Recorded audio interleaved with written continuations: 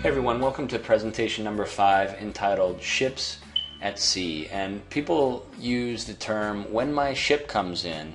And for many people, network marketing is the only way that their ship will ever come in. Fortunately or unfortunately, I think it's fortunate that network marketing exists because most people will never get an inheritance. And they won't be able to save up enough money to buy a traditional business for $200,000, $300,000, $500,000. And network marketing allows a person to be mentored personally and build a business without disturbing their current means of support. So using this when my ship comes in ship analogy, you can understand how to know who is serious in your organization and who you need to work with. So there's 3 types of ships, and picture this: you're waiting on the shore for one of 3 types of ships to dock, and the 3 types of ships are full of gold, full of silver, or empty. And which one would you like to dock? I mean, these ships represent all distributors in your organization, whether personally sponsored or not. So if you've got a bunch of distributors in your organization and some are gold, some are silver, and some are empty, which ships would be the best to work with? And obviously the answer is, it's not a trick question, it's the gold ship. And if this is true though, why does everyone, when they start out in network marketing, have a tendency to work with empty ships and try to convince them to become gold ships? An example of this would be when you have a gold ship come into your organization, you think he or she will go out and set the world on fire. You know, he knows what he's doing, he's very personable, he knows a lot of people, she's great at this, she's great at that.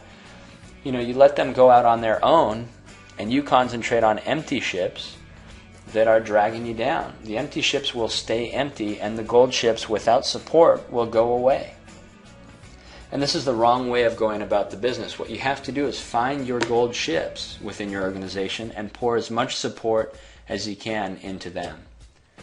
And what will happen is when a new distributor comes in the business, they're a silver ship, and how you work with them and support them determines whether they turn into a gold ship or they go empty. The more silver ships you turn into gold, the fewer people you have to sponsor to get your 5 serious people and really start building. So what are some characteristics of a gold ship? First, they're eager to learn. They call you with questions that they want answered and they ask for help. They might have someone that they want you to help to train or someone that they want you to help to sponsor potentially, and they're excited about the business. They understand enough about the business to know it's going to work for them, and it excites them. Lastly, they make commitments. They're buying and using the products, and they're spending their spare time learning about the business and products, etc. They're putting effort in. And before I continue, if you want more of your sponsor's time, keep all of these things in mind. Do these things and show that you're a gold ship, and I promise you'll get more of your sponsor's time. So let's continue. They have goals. Goals help drive people to what they really want, and their why is strong. Time with their family, more vacation time. If you have a strong why, you tend to push for it, and people with goals get where they want to go.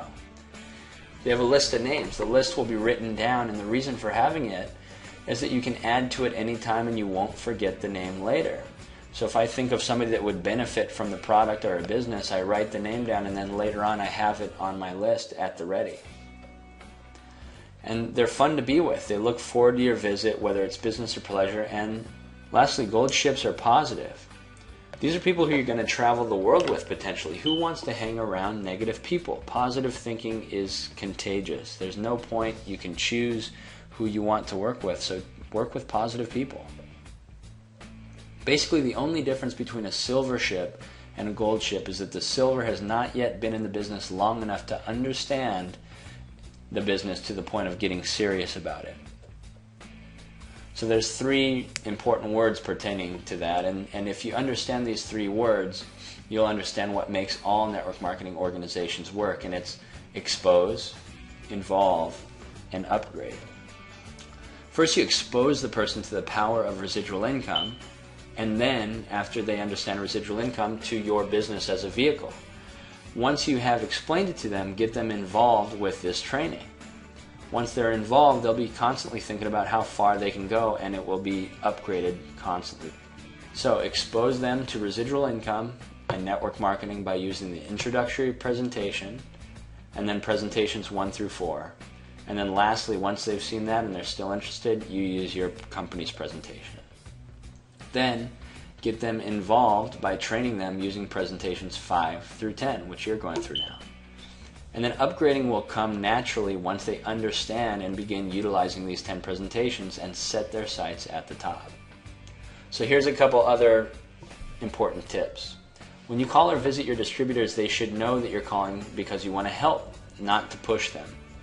Empty ships will always feel bugged, even if you're calling just to help. Gold ships just figure you're trying to help, and you'll pick that up in the tone of the conversation. Empty ships typically sink, and when they do, make sure you're not on board with them. Stay on the gold ships, work with the gold ships. Silver and empty ships many times will start to see your success if you work with the gold ships, and they'll call on you to get together and get growing once they start to see that success below them.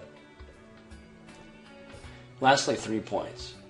It's very important never to ask your distributors, how much did you sell, or any kind of sales questions. Don't invalidate the statement that we're not salespeople by asking sales numbers. That makes it seem like you don't care about them. And like Zig Ziglar said, you can have anything in the world that you want simply by helping enough people get what they want. So help them get what they want. And understand also that you're not an empty ship. If you're viewing this presentation, by the time you get this far, you're gold or well on your way. Presentation number 6 has to do with prospecting and is called the third party invitation. So thanks for watching, and I'll see you on presentation number 6.